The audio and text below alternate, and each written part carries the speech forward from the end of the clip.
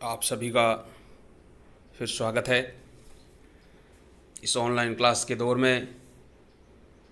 हम लगातार online class में पढ़ रहे हैं।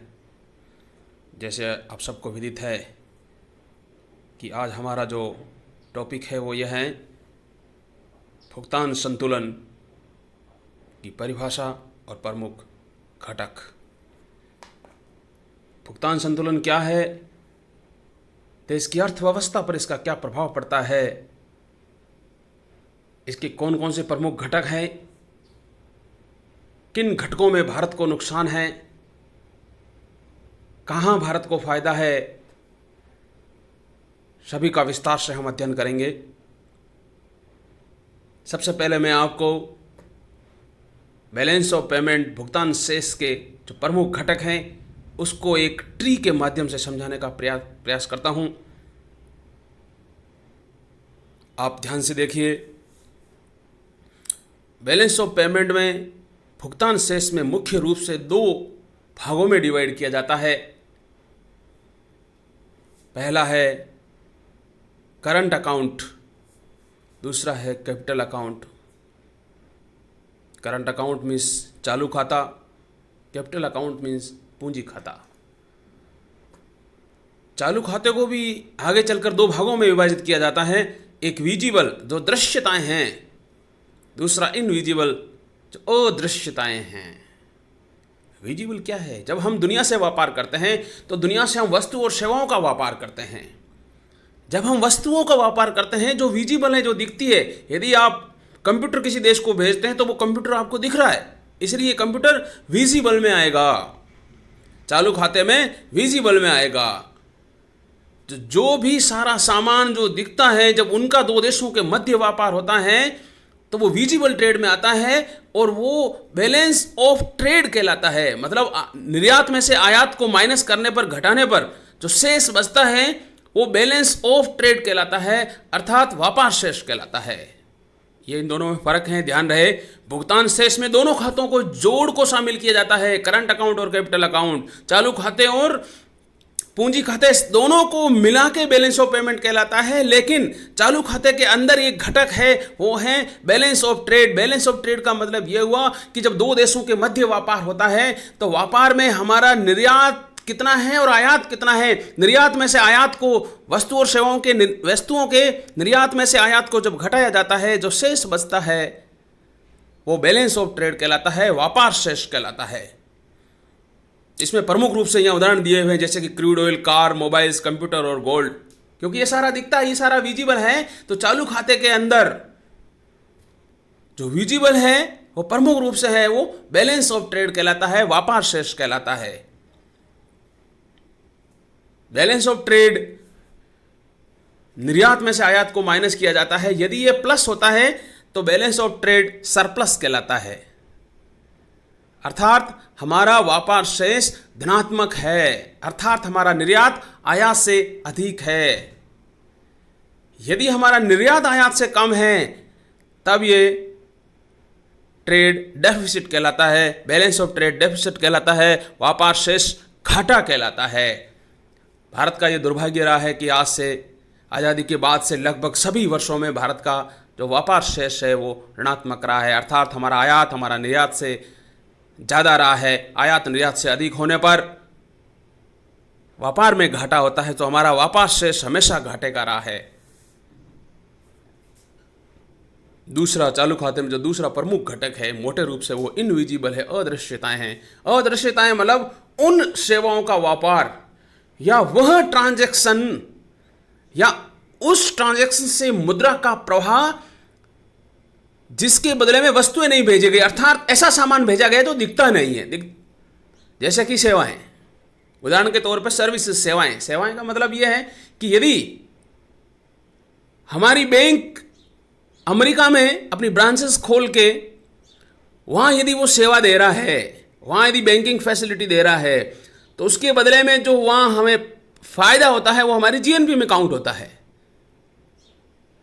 तो इसीलिए सेवाएं वह है जो दिखती नहीं है, सामान वह है जो दिखता है, जैसे कंप्यूटर हो गया, लैपटॉप हो गया, कुर्सी हो गया, टेबल, चद्दर, ये सारी दिखता है वो जो दिखता है उसका जो व्यापार होता है वो बैलेंस ऑफ ट्रेड में आता है। जो दिखता नहीं है जिसको लेकिन महसूस किया जाता है वो अदृश्यताएं हैं। अदृश्यताएं में प्रमुख रूप से सेवाएं हैं। सेवाएं मतलब यह हैं ऐसा सामान बेचा गया जो दिखता नहीं है, ऐसी सर्विसेज दी गई जो दिखती नहीं है, जैसे कि बैंकिंग सर्विसेज, टेलीकम्युनिकेशन सर्विसेज या अन्य प्रकार के सर्विसेज जिनके बदले में हमें विदेशों से पैसा प्राप्त होता है, वो सारा का सारा सर्विसेज में आता है। इनविजिबल्स में सर्विसेज में आता है।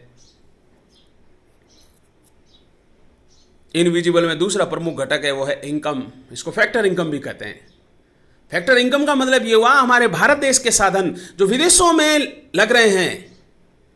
साधन सबको पता है कि साधन 4 प्रकार के होते हैं।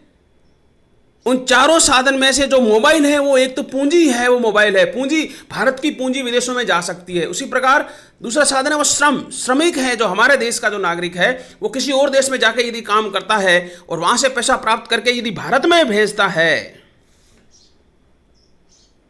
तो उस प्रकार की साधन इनकम कहलाती है। ये साधन की इनकम हमारे देश के नागरिकों के द्वारा कमाई गई है, वो वापस भारत में भेजते हैं। तो इससे क्या होता है, हमें विदेशी मुद्रा प्राप्त होती है। विदेशी मुद्रा प्राप्त होने से हमारा करंट अकाउंट पॉजिटिव होने लगता है। इसी प्रकार यदि हमारी पूंजी को यदि ब्याज की प्राप्ति होती है और ब्याज वापस भारत में आ जाता है तो ये पूंजी का प्रतिफल है। जो भारत में आ गया वो पूंजी भारत की थी। इसी प्रकार डिविडेंड, यदि भारत की पूंजी किसी दूसरे देश के शेयर मार्केट में लगी हुई है और उसको यदि डिविडेंड मिलता है और वो भारत में आता है तब वो डिविडेंड या इनकम, वो फैक्टर इनकम हमारे पूंजी की इनकम है जो भारत के अंदर आ रही है, वो भी देश की जीएनपी में शामिल होगी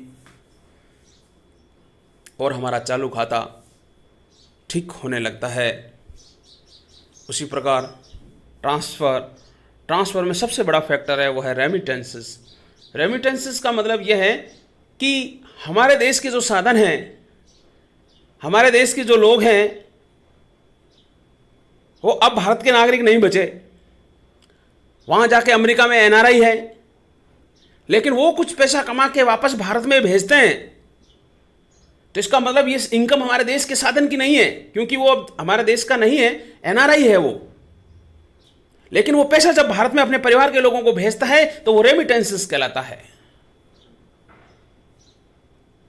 रेमिटेंसेस आने में भारत दुनिया में एक नंबर पे हैं, क्योंकि भारत के इतने लोग जो पूरी दुनिया में गए हुए हैं, पूरी दुनिया में छाए हुए हैं, पूरी दुनिया में काम कर रहे हैं, वो वहां से पैसा कमा के, वहां से धन कमा के जब वापस भारत में भेजते हैं तो उनकी जो प्राप्त होने वाला जो पैसा है वो रेमिटेंसेस में काउंट होता है। उसी प्रकार डोनेशन, भारत में कई सारे एनजीओ हैं जो विदेशों से, यूरोप और अमेरिका से और गल्फ कंट्रीज से उनको डोनेशन प्राप्त होता है, उनको पैसा प्राप्त होता है। वो पैसा सारा का सारा डोनेशन में शामिल होता है। डोनेशन में सरकार, एक दूसरे सरकार, कोई भारत सरकार किसी और अन्य देश से यदि कोई डोनेशन प्राप्त करती है, कोई पैसा प्राप्त करती है जो वापस देने की संभावना नहीं है, उसको वापस नहीं करना है, तब वो डोनेशन में शामिल होगा। और डोनेशन के बदले में न तो ब्याज देना है, न ही पूंजी वापस जाने की संभावना है। तो इस प्रकार का डोनेशन भारत दूसरे देश से ले सकता है। दूसरे देशों की सरकारें किसी भारत के किसी एनजीओ को भी दे सकती है या किसी व्यक्ति को भी दे सकती है। तो डोनेशन कई प्रकार का हो सकता है। किसी दूसरा देश भारत को दे सकता है, भारत के किसी एनजीओ को दे सकता है, भारत के किसी संस्था को दे सकता है, भारत के किसी व्यक्ति को दे सकता है। उसी प्रकार गिफ्ट, डोनेशन और गिफ्ट लगभग समान है, केवल इनके नाम अलग अलग हैं। गिफ्ट खुश होकर दिया जाता है।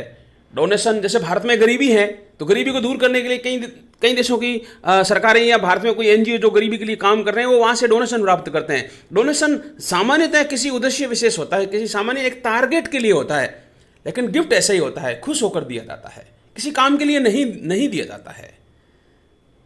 तो इसलिए गिफ्ट और डोनेशंस दोनों में विदेशों से, सरकारों से या किसी संस्थाओं से, भारत देश में सरकार को या संस्थाओं को या एनजीओ को या किसी व्यक्ति को यदि विदेशों से पैसा मिलता है गिफ्ट के तौर पे, वो भी करंट अकाउंट में, इनविजिबल्स में, ट्रांसफ़र में शामिल होगा। इस प्रकार ये पूरा मिल के हमारा है वो करंट अकाउंट कहलाता है। करंट अकाउंट मुख्य रूप से एक घटक है बैलेंस ऑफ पेमेंट का।